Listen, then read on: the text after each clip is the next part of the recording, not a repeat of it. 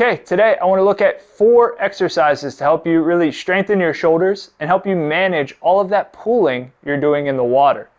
The first exercise, you're going to need a pull-up bar or something to hang from. So you can use a tree, a rafter, anything you just got to be able to hang onto it with your arms overhead. What I want you to do is grab the bar or whatever source you have at about a width of what you would enter your hands into the water. So we don't want to be out super wide here. We don't want to be super narrow, so find that position that works best for you. And then we're going to do what's called a pronated hang. And all you're going to do is drive those shoulders down, keep those ears above your shoulders, lift those feet off the ground, positioning those feet slightly in front of your body so your abs turn on. I want you to hold for 20 seconds. After that, you can relax for 40 seconds, and you're going to repeat this one 3 times. So, why are we doing this? Number 1, grip strength is really important to swimming and life. If you have good grip strength, you can hang on to the things around you can lift things up. And we often have the saying, if you can't hold on to it, you can't lift it. So in life, grip strength helps there. In the water, it's going to help that pulling power. You're using that forearm, you're using that hand to really reach and pull that water. So again, you're going to grab the bar, give me a strong grip here. Make sure your shoulders are not covering your ears, so we want those shoulders down. Feet out in front of your body, and then hold with those feet off the ground. 20-second hold, 40-second recovery, 3 times through. So as you drive those shoulders down, you're really feeling everything turn on in your lats. You're feeling it up into your shoulders, into the attachment points here, and it's helping strengthen that overall movement. Moving on, you'll need a band and somewhere to attach it for this next one. Start with a pretty light band, and then if you feel comfortable with that, you can always increase that band resistance by standing further away from your attachment point or utilizing a thicker band. This one is called an internal rotation. So all you're doing, I want you to take this elbow, pin it to the side of your body. A good thing to do is if you have a towel, a little towel, you can roll it up, tuck it there, drive that elbow in, and you got to hold that towel to the side of your body. Now, all you're doing is pulling your hand to your torso and then releasing back out nice and slowly. Don't let that band pick up speed. Don't let it rip you back out of this position. So you pull in and then slow back out. I don't want to see pull in and then whip back out. Let's go for 12 on each side. Rest about 40 seconds.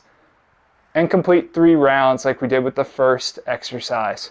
Again, elbow stays pinned. Don't allow that band to yank you back. As you can see, my torso stayed nice and controlled. I'm not really leaning with that movement. I'm really relying on moving through that shoulder, okay? Internal rotation with the band there. Next one, we're gonna go into a row now. So now we're building into something a little bit heavier. We can call this a 3-point row. You can have a chair, a bench, and then your dumbbell. You can also use a backpack filled with some items if you need a little bit of load. You can use a full water bottle as well. A couple different ways you can load yourself for this movement. What I want you to do, number 1, is hand is down on the bench.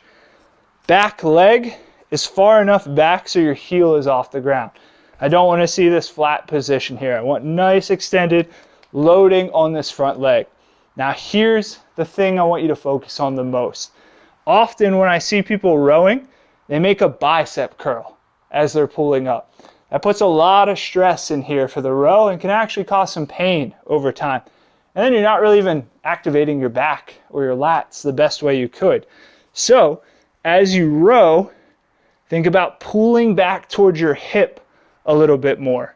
Reaching down, pulling back towards your hip, instead of making this bicep curl motion. So, sticking with 12 reps here, take about 40 seconds rest in between rounds, and complete 3 on each side. So 3 rounds on each side. Again, pull back towards your hip more so you get more lat engagement. You probably saw my lat turn on in my shirt there, where if you're just doing the bicep curl, you don't get as much activation. So you're losing value there overall. Last one, we spend a lot of time in the overhead position. If you get caught arching your back too much, it can just start to cause a little pinch back there. So we're going to use an overhead press in a seated position, single arm overhead press in a seated position. As you press, get that arm up there in line with ear, nice big extension overhead, and then control back down.